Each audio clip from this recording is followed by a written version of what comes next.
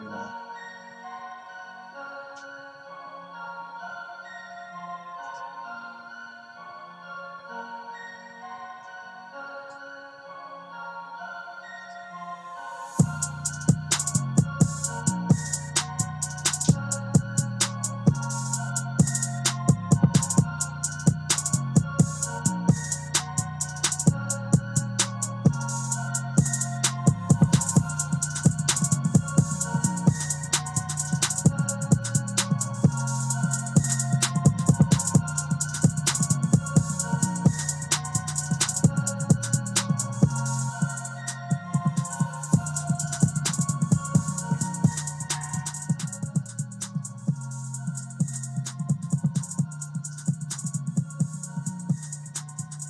What's up, everybody? I'm gonna see if I can get this music to stop, honestly.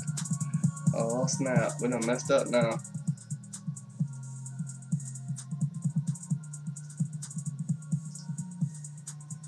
What's up, everybody? I'm gonna see if I can get this music to stop, honestly. Oh, my goodness. We done messed up now.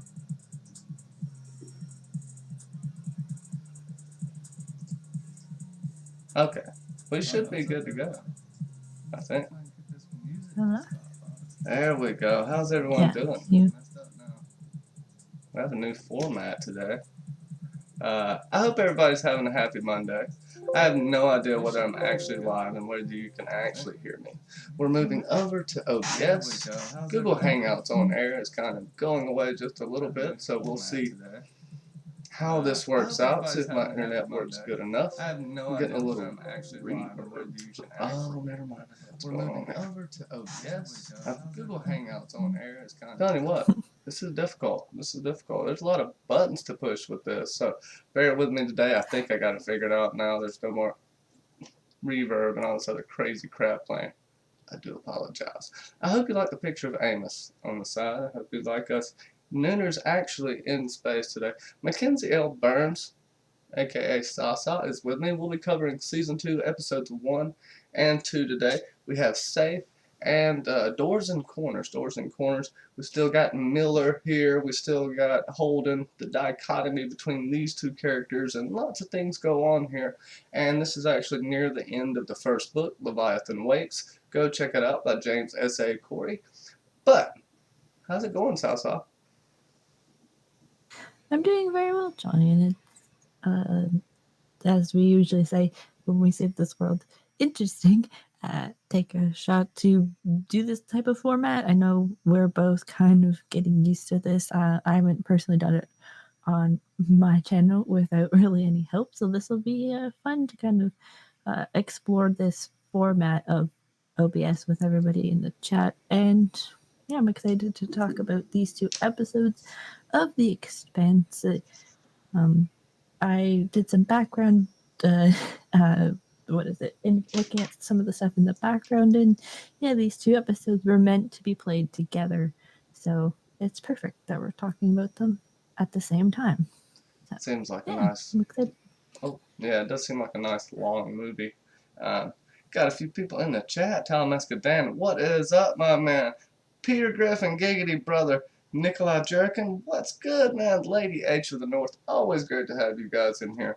And I'm on the phone in my chat, so if it's a little slow, because I can't have the chat up here right now, but in the future, have the chat on the screen for you guys so you can see it. But working out the kinks, since it's like rocket science. I would call it rocket surgery, trying to figure out OBS. Not really. It's not that bad, but there's a lot of buttons to push. It does make old people like me look bad. Okay, so starting off on this, that this is after they left Eros. We find out that this is just a big science experiment. These poor people, right? And they're talking about this. They get back to, well, first off, Bobbi Draper's introduced. What are your first thoughts of Bobbi Badass Draper? I mean, this character is meant to kind of, I'm sorry, like, I'm just trying to think of this for a second because there's so much going on. But I think that this character really is meant to just kind of be like another person that we've have to not to deal with, but also um, is like a good motivation for these characters because usually there's not that many well, there's a lot, but there's not as many like hard, strong, and really tough characters like that. Like it's kind of breaking not necessarily gender roles, but it's breaking that typical what women kind of are expected to use. She's kind of like a Starbuck character almost, if we're talking about like BSG or Battlestar Galactica almost. She's kind of like a when I first kind of was watching, is like, oh, she's kind of a little bit like Starbuck, which is very interesting. Yeah, that's a pretty good parallel. Here, Mars seems to be a little bit more willing to have men and women fighting for them. Kind of the same for the OPA. You could say maybe because they don't have as many people. Earth, I guess, is still kind of stuck in their old ways. Not saying you won't see female commanders, but this is. I wouldn't even. I don't even. What's so good about her character is you don't even have to think about her as a woman. She's just badass. She starts off here in that 1/3 gravity. They are running. I can't remember if it's a training drill or not, but I know she hasn't been introduced to me in the books yet because I'm just now getting into the second book, and then I'll start to see her point of view. But that military arsenal that came shooting out of her back was badass, and then she's arm wrestling basically a robot and beats the hell out of it. She's seemingly well above her peers in strength, cunning, and agility, and she's like a standout Marine. And it seems like the commanders or whatnot have a respect for her opinion, right? At least that's kind of what it seems a little bit. Yeah, they I'll be most right back. definitely want to look for opinion, and it was training that they were going through was training on Mars near the base. So yeah, they're she's trying to be a bit more what's the word? Like she's trying to kind of get her and her team um, under the right headspace and uh, so on and so forth. And the fact that there's the projectiles looks is kind of flashes you back to what was before, making it look like it was uh, after the terraforming, like the where they were like the colonization, because we have to remember that this is only 200 years in the future, which Hmm. conceivably isn't that long. So, um, No, yeah, no. I mean, we're getting close well, to technology like that. If you can hear me, don't make weird faces like that. Make me think I'm saying something insane. no, Oh, okay. See, you give me the face like the deadpan. No, that's it's a good point. They're advanced, and you got to think like most of our technological advancement has been in the past 100 years, or a little over 100 years, and it's honestly astonishing at how fast we've technologically evolved. And just imagine something that's like a million or a billion years more advanced. That's what sent the proto-molecule and why it sent it here. Is it a weapon? Is it a virus? Is it something to manipulate and maybe even terraform the solar system for them? Uh, this is some interesting revelations that come up in this episode as well. Bobbi Draper's just introduced here, and one thing she right now, right, she wants to go to war for a free Mars, for this Mars mm, that's in everybody's mind, that's this utopia, I guess, which is something everyone strives for, but it's never really achievable. So, not with free will, it's not. But as far yeah, as hmm, we'll go back to Miller and Holden. What do you think about the dynamic of the relationship? Like, Holden is just this optimist that kind of tries to pull through, that is the good guy, is virtue. He's like a hero to everyone. He always makes the right choice on the inside. Whereas Miller is just this nihilistic, glass half empty, uh, just he looks at very pessimistic way he looks at the world, and he's very matter of fact. He's a realist in the sense that he knows the bad in people, and he looks for that in everyone. Where Holden looks for the good in everyone. What do you think? What do you think about them two characters? Just any thoughts? Yeah, the dynamic that they have is it's quite like a not a it's like a friendship, but also at the same time it's still like a slight competitive nature almost. So it's like that dynamic that you have to play with, which is really awesome to see on screen that these two people like they like are able to have a connection, but at the same time they can be very separating almost. And they're also too when we see them again is when they're still trying to recover from the radiation. So there's and they're in the same room getting the treatment at the same time. So it's the thing of going through something like that together. That's gotta But suck, also, right? How bad is that gotta yeah, suck? How long do I gotta wear this crazy patch underneath my skin the rest of your life? Oh, great. Well, at least you're alive. Holy crap, they got like a ton of mm-hmm. nuclear bombs dropped on them. Just throw it out Yeah, there. Throw it out there. and What would you do? Just keep on keeping and on like Joe Dirt? um, and Roshanti's like, yeah, you can't have any more. You can't have any children because of this. And Miller's like, oh, thank God, I didn't want to have um, any children. Oh yeah, And Holden's like, Naomi. well, I have like Point. Oh gosh.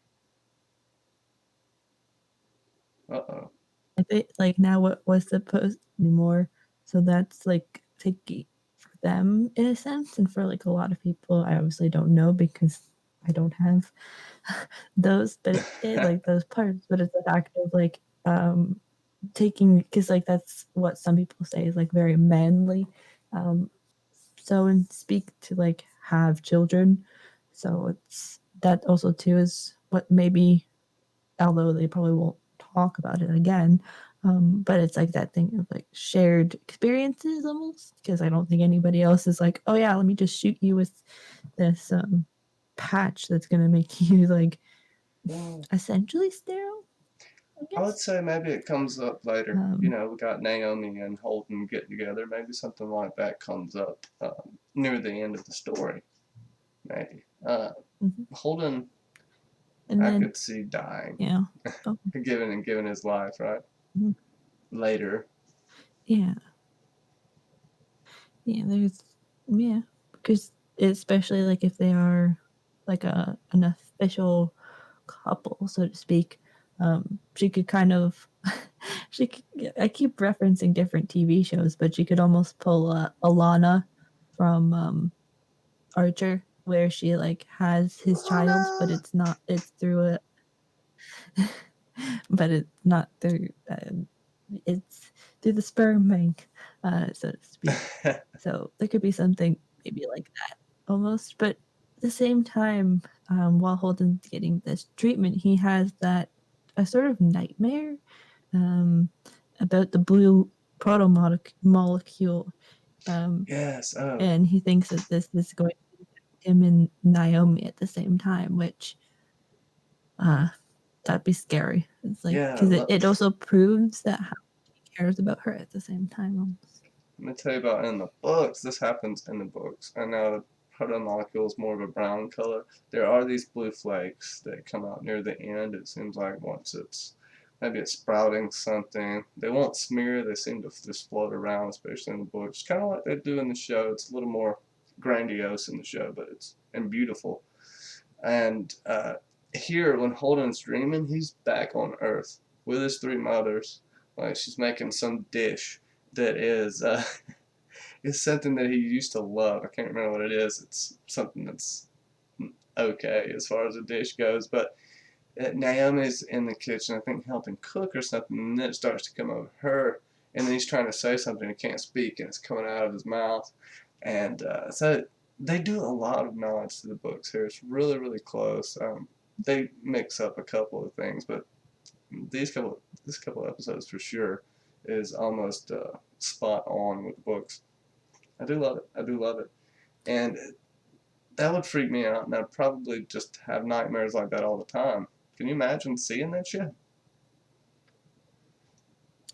No, I just like it's weird because when we like ourselves cough or sneeze, that stuff happens, but we don't obviously see it usually. So being able to see it and see what your body does would be just a little freaky. You're just like gross. It just makes it add that extra layer of just ness at the same time. Yeah, so Um, I think I already gave you a little but spoiler too, right? That Julie Mao isn't dead. Just think about that one. yes, We'll touch back on that in a little bit. I think that's fun. Sasa hasn't seen it. You don't have to be spoiler free, but it is pretty fun to be able to mess with her and see what she thinks. And a lot of times she's spot on. Whatever Sasa. I'm. It's funny because now I'm spoiler free, essentially for 3 different TV shows. So it's interesting to kind of go through that, but Oh because I normally like to watch a lot at the same time, so it's fun. What? God, what's her name? I can't remember her damn name. The senator, or she had the assassination attempt on her. Christian. Christian Ava, Um, Ava Jones. she's definitely up to something. If we can kind of talk about her whole way through the next episode, Admiral, damn it, what's his name? Uh, oh, it's the Admiral that basically just quit, and he knows Fred Johnson, and everything that happened with Fred Johnson and the massacre, and Augusto? hmm, Augusto Nguyen? Admiral Augusto I don't Nguyen? Any NGU Nigel? I don't I don't know. I think so, because But I was looking at the cast. I will go ahead. I think that's what it is. Admiral Augusto Nigel? So I guess he resigned. But yeah. Uh-oh. Franco. Um, the we have the so we have the attack after the meeting in the UN, and there's placement on the Danger attack on Fred Johnson, and Christian nearly killed in an explosion to transport her back, and a surprise, but she's delayed from getting into the car based off of a phone call. Some behind the scenes information about that, surprisingly, is that this was one scene that was filmed in Toronto, um, where I live, not too actually uh, far, which is very cool. When some shows film in Toronto, um, yeah. So we have we have the one. It was Admiral Souther was the one that was retired. Well, it's not that big a deal. So what I was basically saying is he was telling her about Fred Johnson. She's wanting to use Fred Johnson and actually commit treason here. She wants to talk to him, so it's treason to talk to him. He is a traitor. He's went over to the other side, a terrorist organization, or so they've been labeled. Maybe a little rightly so, but definitely they're an oppressed people, and you can't necessarily blame them. So we find out that he's an honorable man, that he's pretty much telling the truth, but he will back up what he says, and he's fighting for what he believes in. What do you really think about Fred Johnson?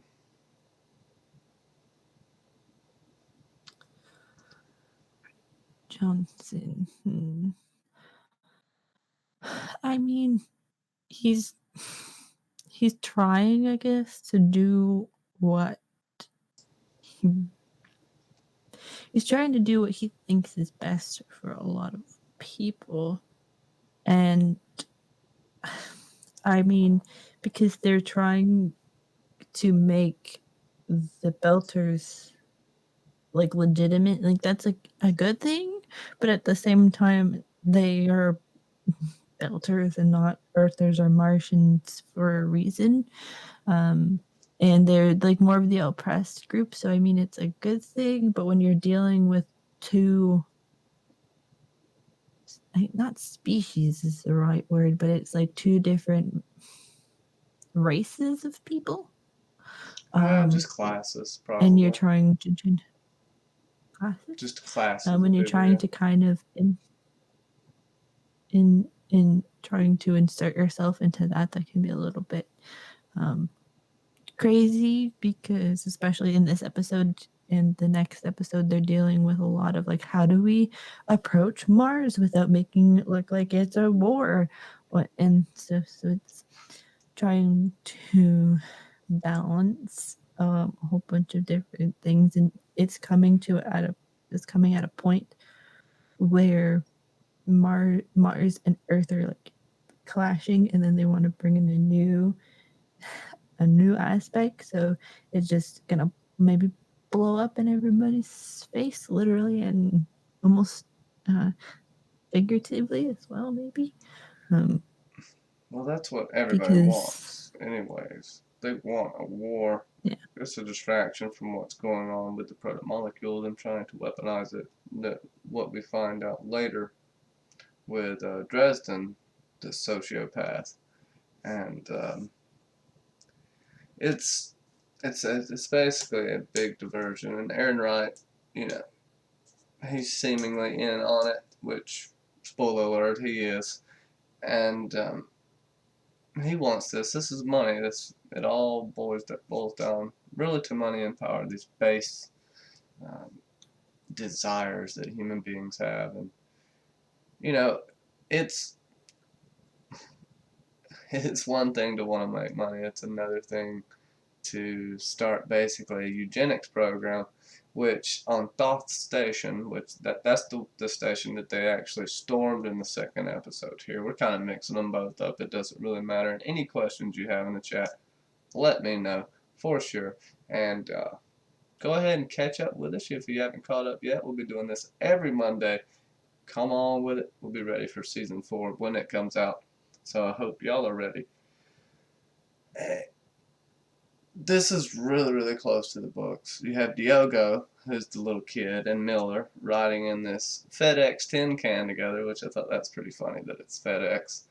And this is a good diversion. No one, their thought training behind this, in which it's a little better in the book, is that they're going to fling this cargo and act like it broke off from them.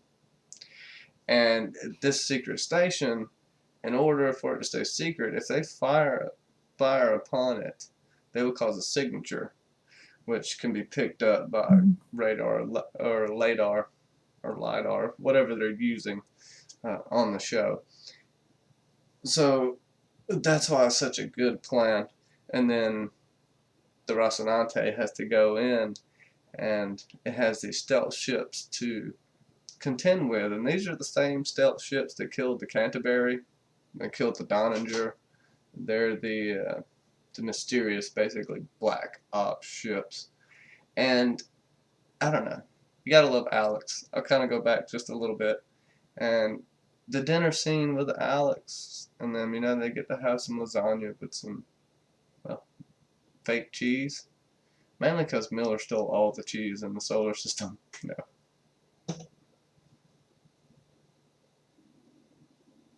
yeah, the dinner, when they're talking about what life, how Earth they used to have like real cheese, and how real cheese was so awesome, and the fact that the pasta was not actually pasta, it was something else.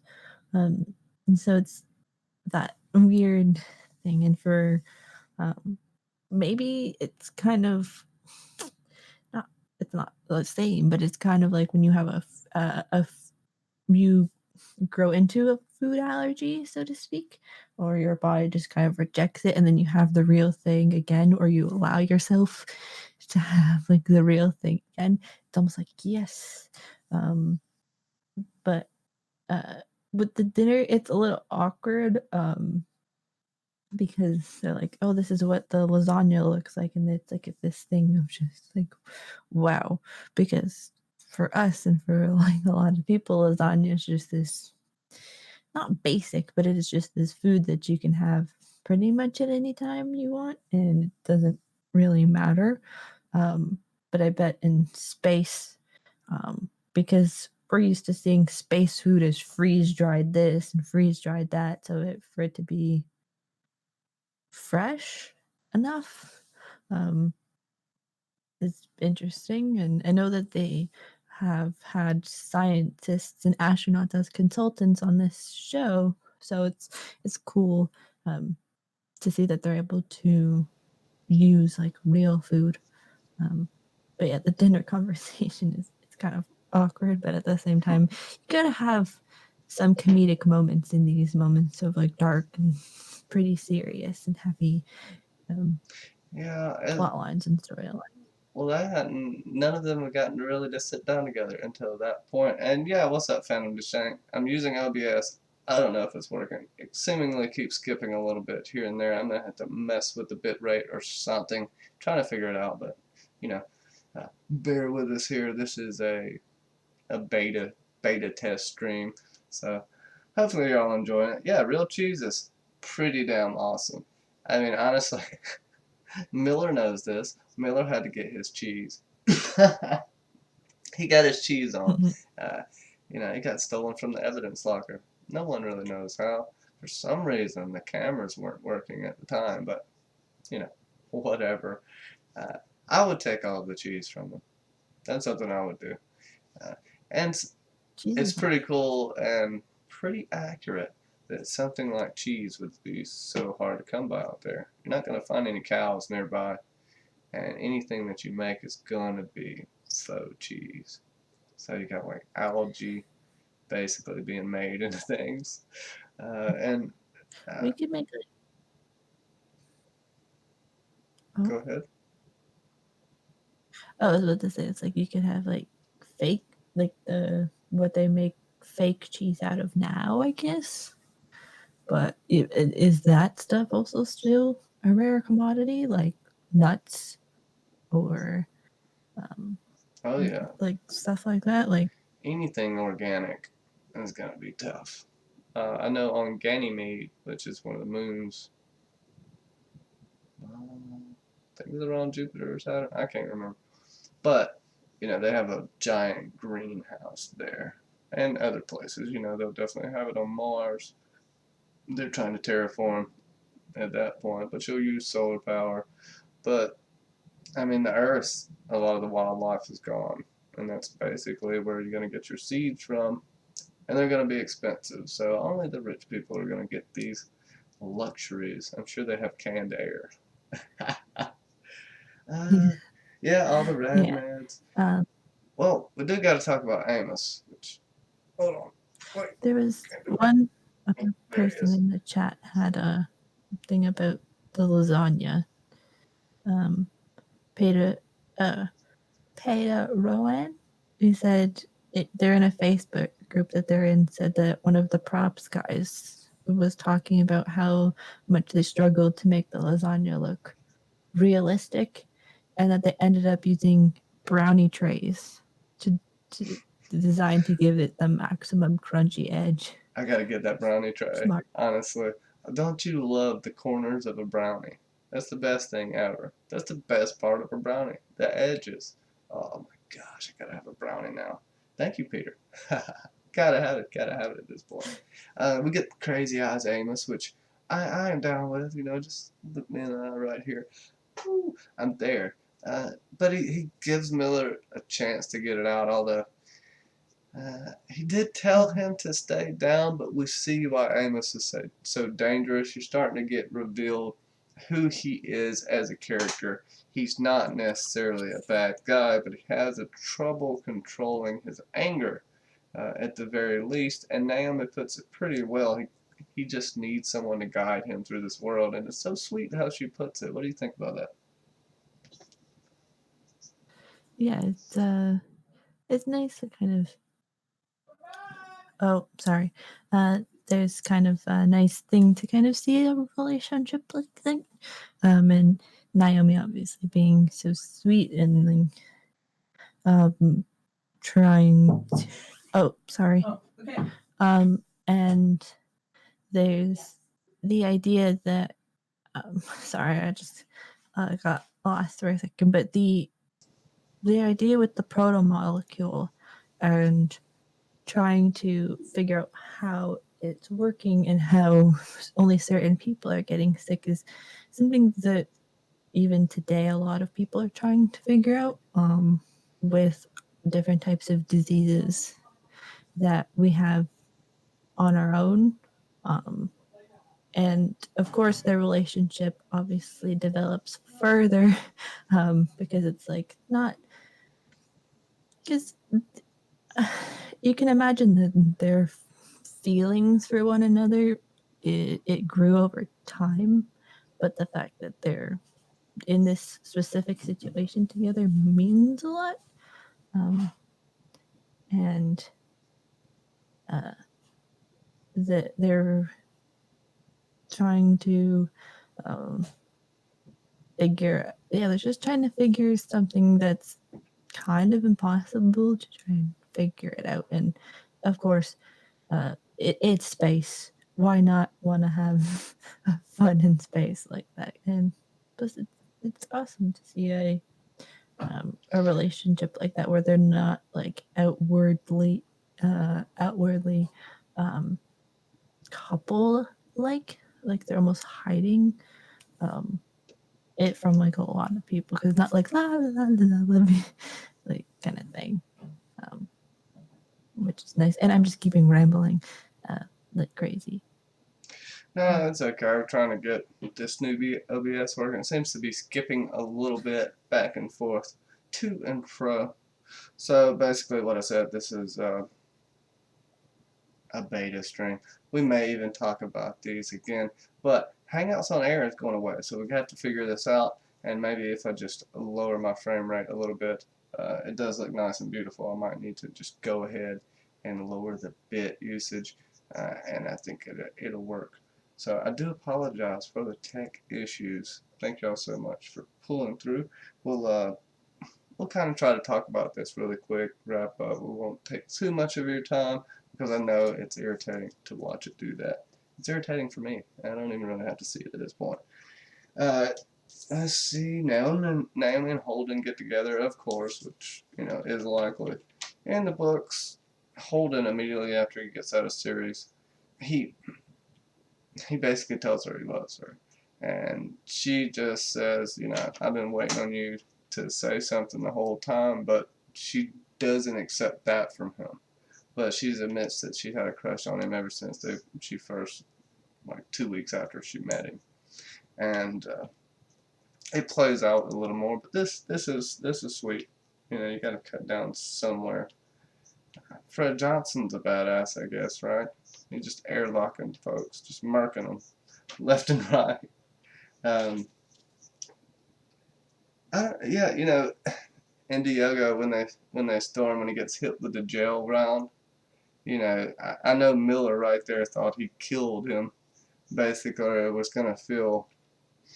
When I first saw this a while back, I hadn't read the books, and I thought it was dead for sure, but it was just a jail round, and that goes back to everyone in there. All of the scientists are sociopaths. They were genetically modified to be sociopaths, so that no morals could get in their way of their work or their studying. So even worse than what Amos is. Amos at least knows he needs help.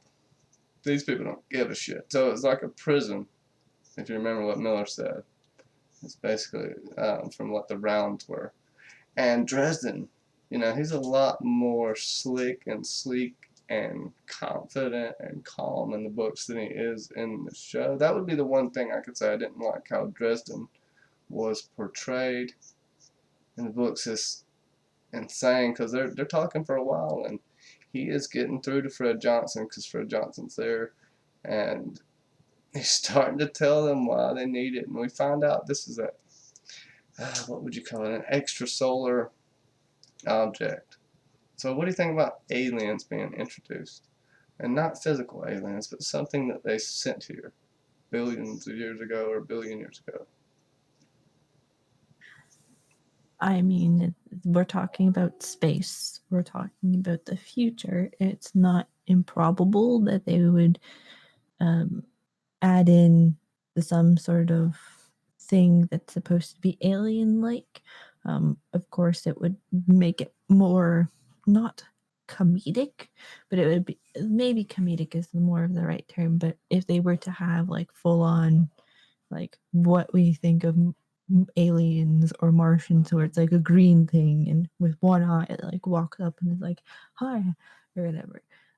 But the fact that it's could be something kind of like the proto molecule or the things that were like trying to infect people be like alien like would be very I'm going to use the word again, interesting, because it spins that sci-fi-ish thing on its head almost, because a lot of sci-fi stories and TV shows usually have a alien-like being, but not like it being more of a what's the word, like an object or a disease rather than just a person, because that could be like what maybe the proto molecule is meant to be. It's like being that because there are the Martians on Mars. They're not those the stereotypical Martians that we know. They're humans, so maybe the fact that they've but it also could be like a being thing because they've been driven out of their home planet. So I don't know. I'm just shooting thoughts in the dark here. But I think it'd be interesting. It's okay. Yeah, I'm trying to see if I can fix this skipping stuff. We'll see if that'll work. I think I changed the bit right. I have no idea. We'll see what happens here. You guys let me know if it gets any better. Maybe it won't skip every 15 seconds at this point. Thanks for hanging out. Don't be mad at me. Be glad. Look, you get to look at Amos right here, just giving you the crazy eyes. Don't it just fill your heart? It's all warm and fuzzy. Look at that guy. Don't you want to just give him big sugars? Okay, so. York says it's not the audio that isn't really skipping. It's just Okay. our faces. Thanks, Steve. Yeah, I'll get that worked out. It's something with the frame rate.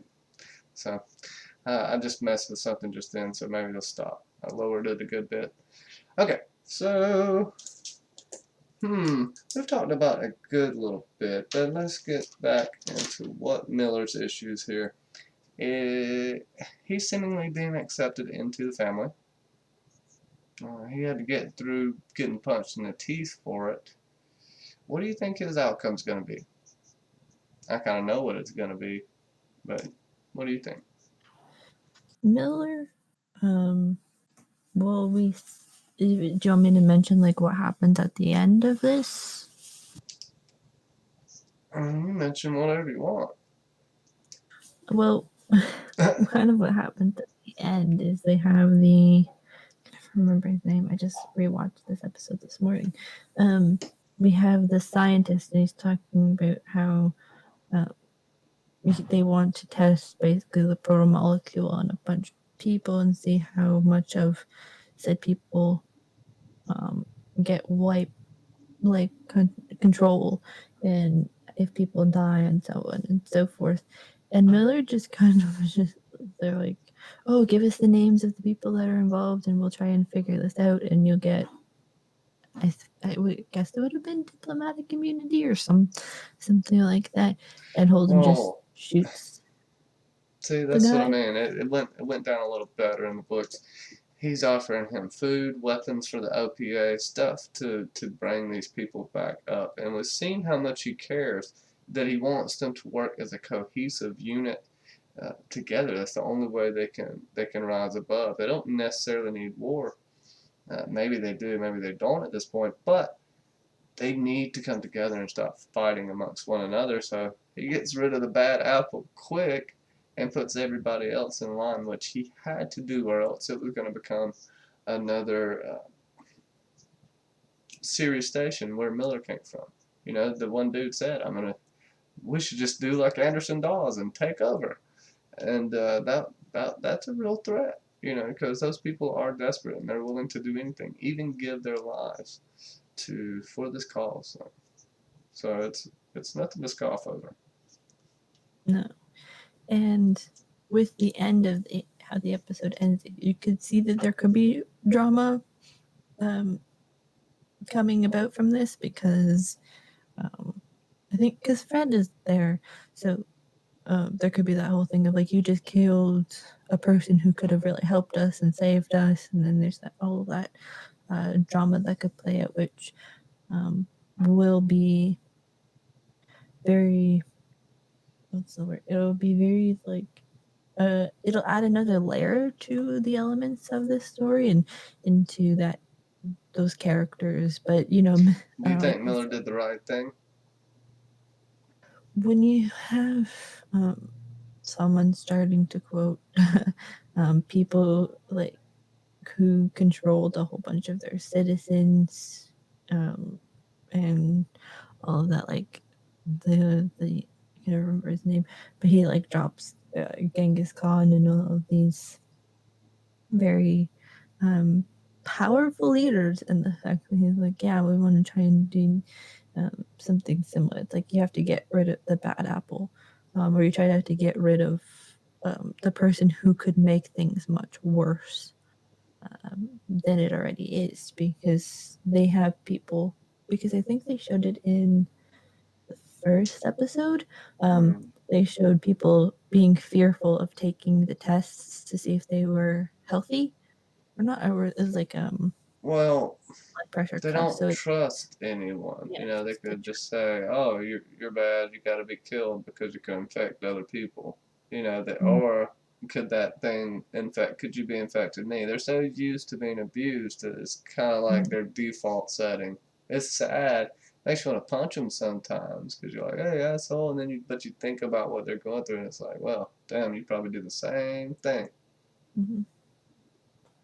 Yeah, having to, yeah, because the builders are subjected to a lot of things compared to the Earthers or the Martians. So the fact that they're maybe used for against essentially a bioweapon is not very nice, and I can see why Fred is doing what he's doing, but at the same time, don't know. I don't know if it's going to be good in the long run or just really really bad and trying to hurt some of our other characters that we know and love so much.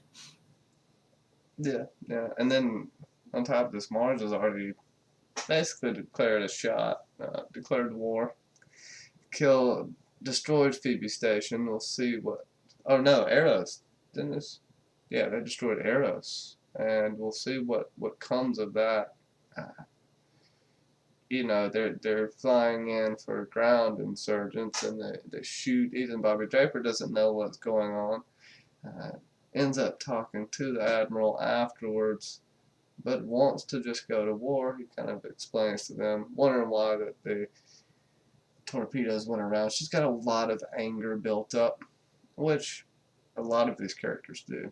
They're in a very tense situation. At the very least, they've been in a Cold War type situation on a planetary scale or solar system size scale. So it is a pressure cooker. You have the rich people, and then it seems like you have almost everyone else. Rich people, soldiers, and the peasants. And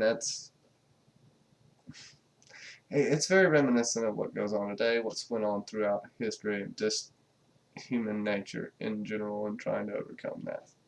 Amos is a very good character in that regard, uh, like everybody said here. Let's see. What else you got? What was your favorite? You have a favorite moment from this? These two episodes? Anything?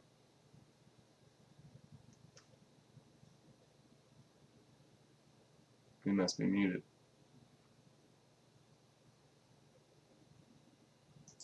I think a moment that was cool, but also at the same time, we've talked about it already, but the moment that's really cool is the very mundane scene of the lasagna party, where pretty much they're all sitting at a table and they're just talking about what life used to be like.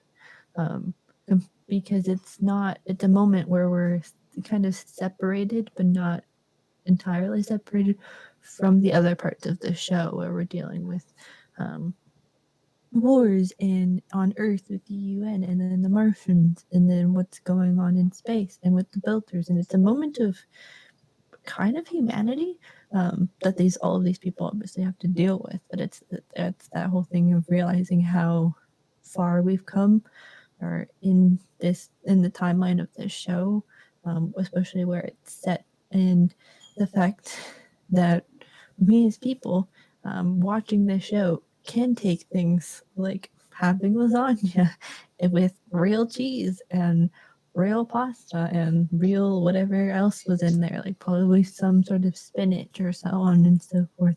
No, there wasn't real shit in there.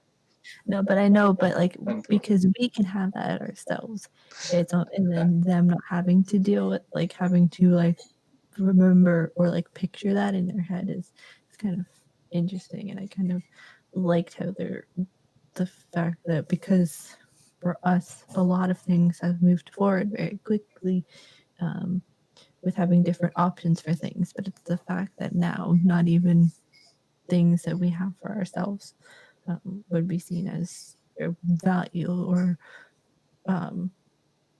commodity goods, but they also do talk about what's going on, and it's more of a relaxed state that they're in, and how they're able to start to plan what's going on moving forward, and how they're going to have to deal with certain things, including the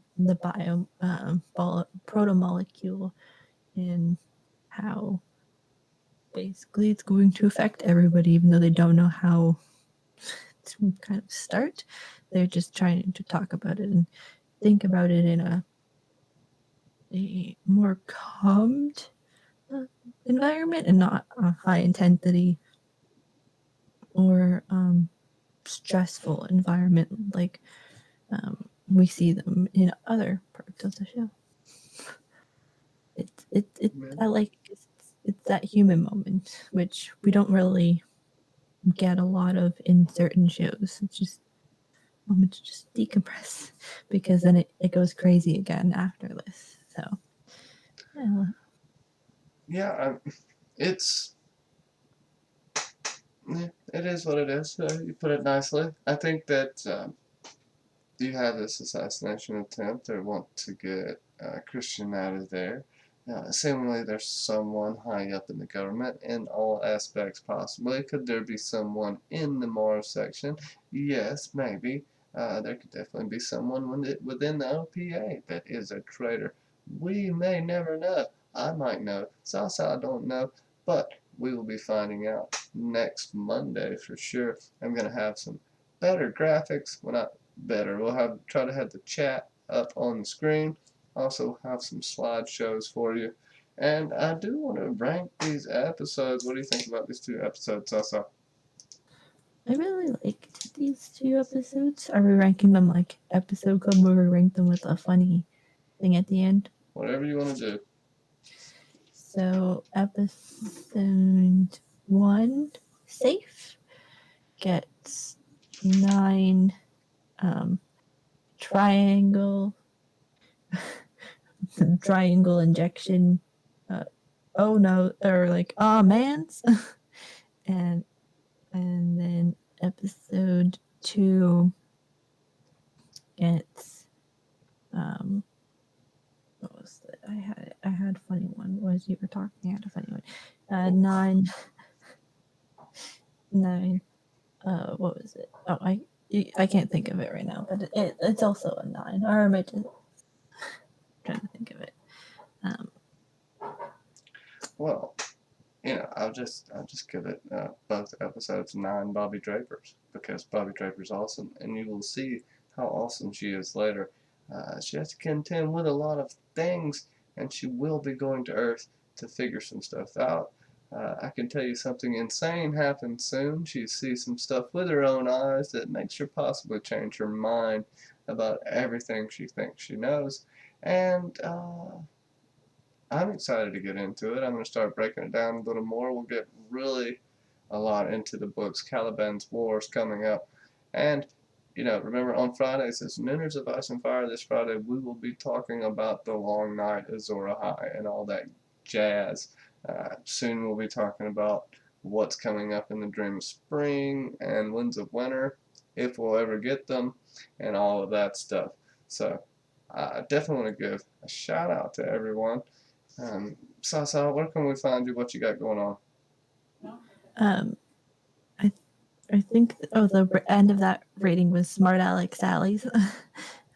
And where you can find me is on my channel, where on Wednesday we'll be covering Stranger Things Season 2, Chapter 1, Mad Max, and Chapter 2, Trick or Treat Freaks. That's what it's called. Where we're doing the same thing as we're doing here. We're going kind of spoiler free. And because I know a little bit, but I don't know everything. And then on Saturday, we're doing episodes 3 and 4 to catch up for July 4th when season 3 comes out. You can also find me on Twitter, Facebook, Instagram, and on Patreon. That's where you can find me. And I have a few things coming up in the lead up to Con of Thrones in the pipeline. I just gotta work on those a little bit. Yeah, go check it out. Sasa stuff is linked below in the descriptions. Don't be shy. Go ahead and click on it. You'll catch me. If you're on my Patreon, you'll be getting a Fire and Blood Chapter 2 podcast very soon. It'll either be hitting tonight or in the morning. Oh my gosh, I'll make loud ass noises for you as well. And let's see, later this week, like I said, with the Nooners of Ice and Fire, you can find me on Southside's channel. You can actually find me on the Cylon Johns. You'll see a podcast coming out from that tomorrow as well. Go check that out. Lay Down Your Burdens Part 2. It's getting really, really good up in the Battlestar Galactica universe. So it's a spoiler-free rewatch series. Go check that out. Angelina, aha, what is going on? Yes, thank you for just popping in. I appreciate it. We're doing a little short stream today to figure out OBS, see if my caveman brain can do this. I'd like to thank Steve York for coming out, Lady H of the North, Barbara McCullough, Peter Ruin, whatever, man. I got to figure out, you got to give me like a enunciate, like spell it out for me in chat how to pronounce it. I can't even think of the proper term to use at this point because my brain is fried. Lady Lord Dan Starfall, thank you so much. Peter Griffin, Phantom Saint, Legion Season 3 will be hitting that up. Dornish Dan Campbell, what's up, Dornish Dan? How are you doing, man? Tom Aska Dan, thank you so much. All the Dan's the man's. Nikolai, what is good, my man? Thank you so much for coming out, everybody. And we will see if I can figure out how to turn this off so you might get some behind the scenes action. John Del Vento. Did you see? Oh, yeah. John Del Vento just popped in. What's up, John Del Vento? Where are you at, man? Where are you at? I see you over there. I see you somewhere. I didn't see him. Did he block me? Did you block me, John? I'm just kidding. Okay. Thank y'all so much, everyone. You might just see another test stream popping up, but you know me, I'll probably just talk forever about something. Got some good things coming up. Just be on the lookout. Hit all the buttons below.